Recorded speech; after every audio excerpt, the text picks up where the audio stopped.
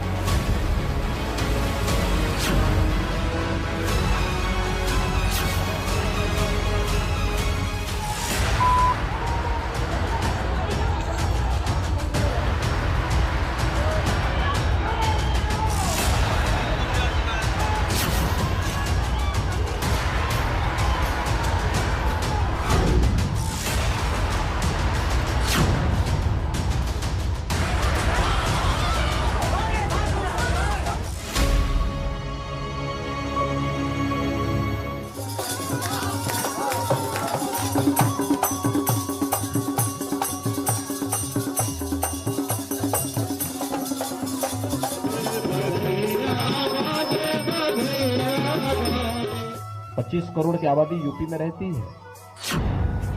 800 स्थानों पे रामनवमी के शोभा यात्रा थी, जुलूस भी थे और साथ साथ इस समय रमजान का महीना चल रहा है, रोजा इफ्तार के भी कार्यक्रम रहे होंगे। कहीं भी कोई तू मैंने नहीं हुई, दंगे फसाद की बात तो दूर है, कहीं भी कोई तू मैंने नहीं हुई, दंगे फसाद की बात तो दूर है। उत्तर प्रदेश के मुख्यमंत्री योगी आदित्यनाथ डंके की चोट पर जो बात कह रहे हैं उसकी मिसाल आपकी टीवी स्क्रीन पर मौजूद है। मौका रामनवमी का है। एक तरफ योगी आदित्यनाथ का उत्तर प्रदेश है और दूसरी तरफ देश के बाकी हिस्सों की तस्वीर, जिसमें महाराष्ट्र से लेकर मध्य प्रदेश तक और गुजरात, बिहार, कर्नाटक से लेकर पश्चिम बंगाल, राजस्थान और झारखंड तक मौजूद है।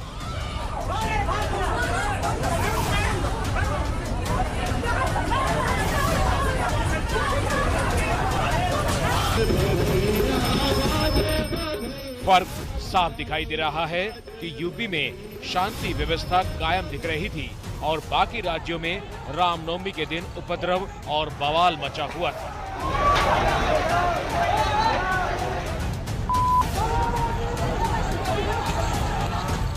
यही बात सीएम योगी ने बड़े ही फक्र और शान के साथ देश को बताई और यूपी के विकास की नई परिभाषा भी समझाई।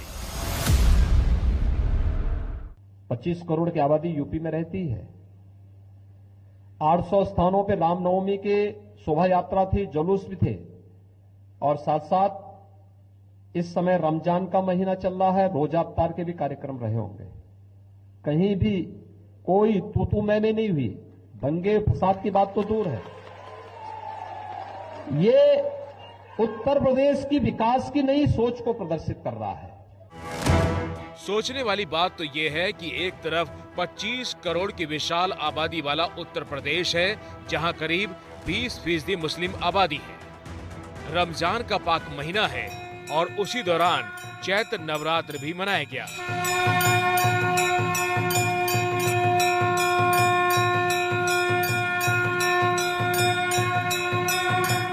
शोभा यात्रा भी निकली, लेकिन हिंसा का कोई शोर सुनाई नहीं दिया। इसे योगी सरकार के सख्त प्रशासन से जोड़कर देखा जा रहा है, वो प्रशासन जिसमें गुंडाराज और कानून तोड़ने वालों के लिए कोई जगह नहीं है। क्या दंगा फसाद के लिए कोई जगह नहीं, अराजकता के लिए, गुंडागिर्दी के लिए, अफवाह के लिए कोई जगह नहीं है। उत्तर प्रदेश ने रामनवमी के अवसर पर, मर्यादा पुरुषोत्तम भगवान श्री राम की पावन जयंती के अवसर पर यह साबित किया है।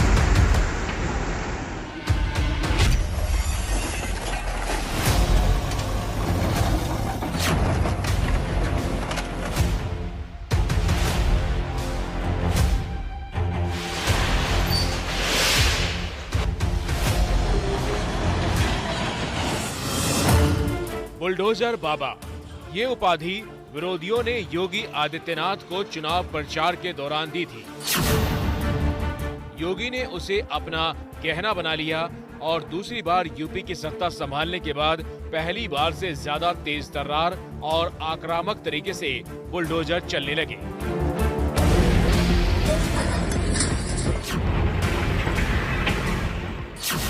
योगी की पहचान सख्त प्रशासक की बन चुकी है। हालांकि सीएम योगी अपने अधिकारियों को ये साफ कर चुके हैं कि किसी गरीब की झोपड़ी और दुकान पर बुलडोजर नहीं चलेगा और पेशेवर अपराधियों और माफियाओं के खिलाफ बुलडोजर रुकेगा नहीं।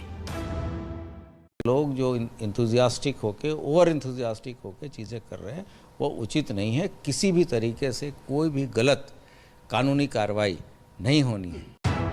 सख्ती सिर्फ अवैध निर्माण और भू माफियाओं के कब्जे पर बुलडोजर चलाने की नहीं है, सख्ती सरकारी कर्मचारियों के लिए भी है।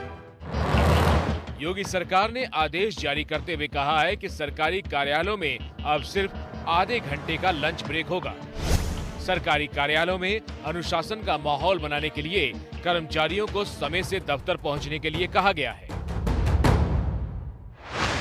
क्या योगी आदित्यनाथ के सख्त प्रशासन का ही ये नतीजा है कि रामनवमी के मौके पर सिर्फ आरती की घंटियां और शंख की आवाज के साथ अजान और रोजा इफ्तार की रौनक होती है,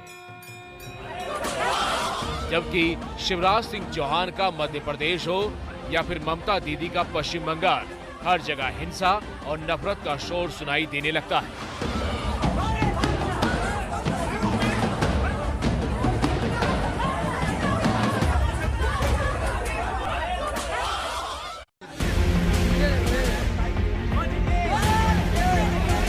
सबसे पहले आपको एमपी की कहानी सुनाते हैं।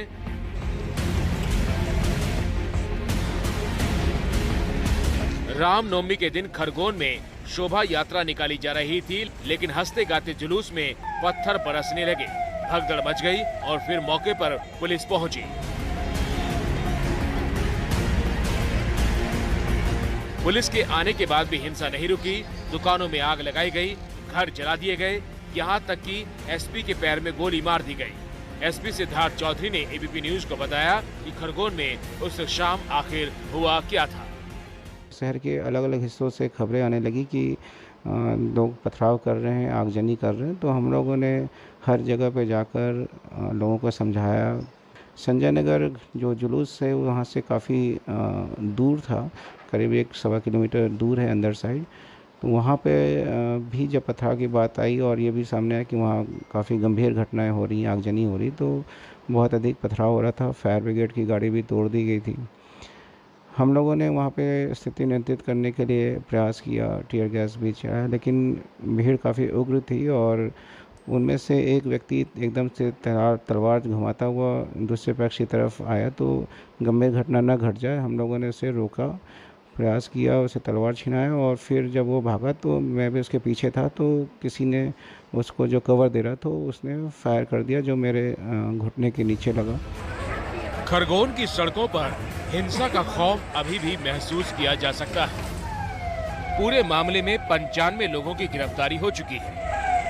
खरगोन जिले में पुलिस बल तैनात है और खरगोन में जो हुआ वो फिर दोबारा ना हो, ये संदेश देने के लिए मध्य प्रदेश के सीएम शिवराज सिंह चौहान का बुलडोजर बुलेट की रफ्तार से चलने लगा है।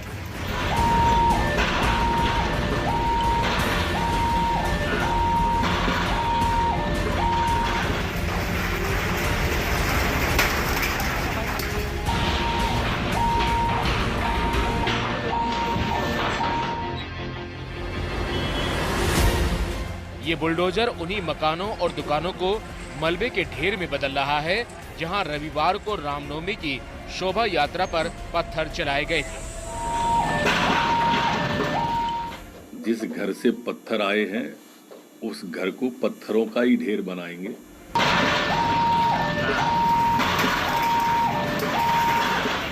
माना जा रहा है कि शिवराज योगी आदित्यनाथ के बुलडोजर मॉडल को अपनाकर सख्त संदेश दे रहे हैं, लेकिन खरगोन और बड़वानी में बुलडोजर वाली कार्रवाई सवालों में भी है। विपक्ष आरोप लगा रहा है कि शिवराज सरकार धर्म देखकर बुलडोजर चला रही है, और यही सवाल आज हमने शिवराज सरकार के गृह मंत्री नरोत्तम मिश्रा से पूछा। ये जो बुलडोजर चलाए जा रहे हैं, क्या धर्म विशेष के लोगों को आइडेंटिफाई करके चलाए जा रहे हैं? ऐसा आरोप विपक्ष लगा रहा है आपके ऊपर। आखिर सबका साथ सबका विकास की बात करने वाली सरकार इस मामले में भेदभाव क्यों कर रही है? बिल्कुल भेदभाव नहीं कर रहे। क्रिया पर अगर प्रतिक्रिया होती है तो वो अपराध नहीं होता है उतना बड़ा। क्रिया किसने की ये मूल अपराध है। प्रारंभ कहां से हुआ, घटना क्यों घटित हुई, ये इसकी मूल बात है। मैं समझता हूं आप समझ गई होंगी मेरी बात को। इसमें कोई शक नहीं है कि यूपी में योगी का बुलडोजर बीजेपी शासित बाकी राज्यों के लिए नजीर बन गया है, क्योंकि बुलडोजर यूपी में लगातार दूसरी बार जीत की वजहों में शामिल रहा। लेकिन यूपी से सीख इस बात की भी लेनी है कि बुलडोजर किसी बेगुनाह को अपना शिकार ना बनाए। और यूपी से सीखने वाले राज्यों की लिस्ट में एमपी के बाद गुजरात का नाम है। गुजरात भी बीजेपी शासित राज्य है। गुजरात में भी रामनवमी के दिन भारी बवाल हुआ।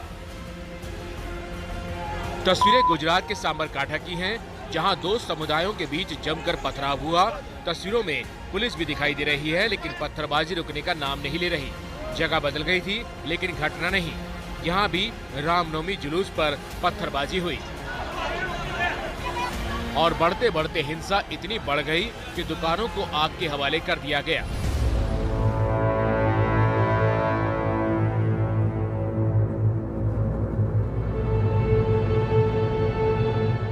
उस दिन आनंद जिले के खंबात में भी हिंसा हुई। इस हिंसा में एक शख्स की मौत भी हुई थी।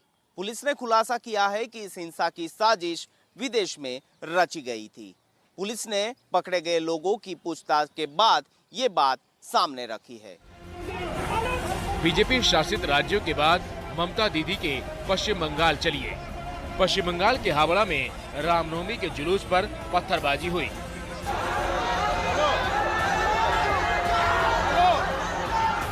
जबकि बांकुरा में पुलिस और रामनवमी का जुलूस निकालने वालों के बीच ही पथराव शुरू हो गया। हालात इतने बिगड़ गए कि पुलिस को लाठीचार्ज करना पड़ गया।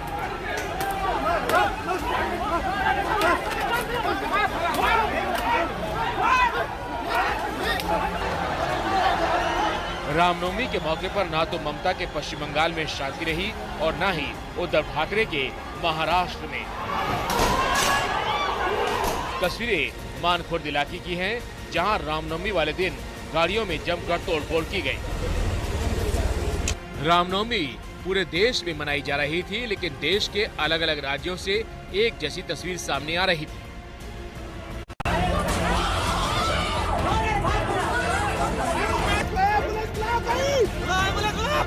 यहाँ तक कि राजधानी दिल्ली की बेहद प्रतिष्ठित यूनिवर्सिटी जेएनयू में भी रामनवमी के दिन खाने को लेकर बवाल हो गया।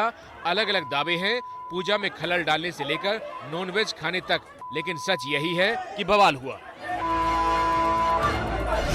ऐसे में जब यूपी के सीएम पूरे देश से कहते हैं कि 800 शोभा यात्रा निकली, लेकिन कहीं तू मैं तक नहीं हुई, तो हैरानी भी होती है और खुशी भी मिलती है।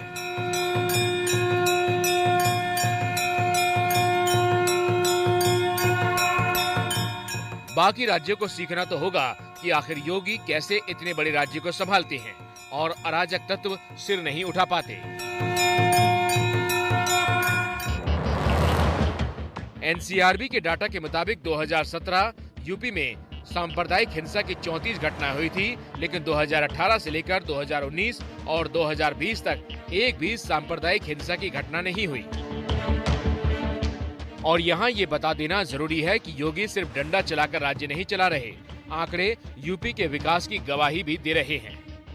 मिसाल के तौर पर जो उत्तर प्रदेश खराब सड़कों के लिए बदनाम था, वो एक्सप्रेस कैपिटल ऑफ इंडिया का तमगा हासिल कर चुका है। पूर्वांचल एक्सप्रेस बनने के बाद देश के पूरे एक्सप्रेसवे नेटवर्क में यूपी की हिस्सेदारी 28% हो चुकी है। ईज ऑफ डूइंग बिजनेस यानी बिजनेस करना यूपी में कितना आसान हो गया है, ये राज्य की रैंकिंग बता रही है। 2016 में ईज ऑफ डूइंग बिजनेस के मामले में यूपी की रैंकिंग 14 थी। योगी सरकार के कार्यकाल में पूरे देश में 2 नंबर पर आ गए। और यही वजह है कि यूपी देश की तीसरी सबसे बड़ी अर्थव्यवस्था बन गया है। इसलिए यूपी से बाकी राज्यों को सीखना है कि कैसे कानून व्यवस्था को दुरुस्त रखना है और साथ ही सीखना है कि कैसे राज्य की गाड़ी को विकास की पटरी पर तेजी से दौड़ाना है।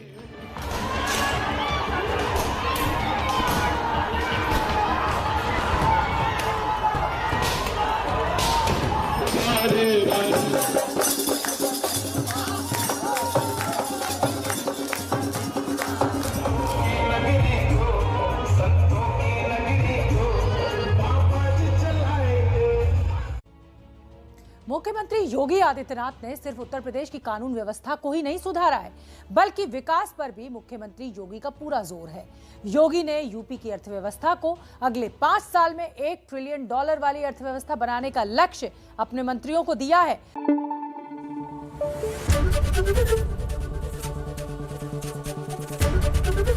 एबीपी न्यूज आपको रखे आगे।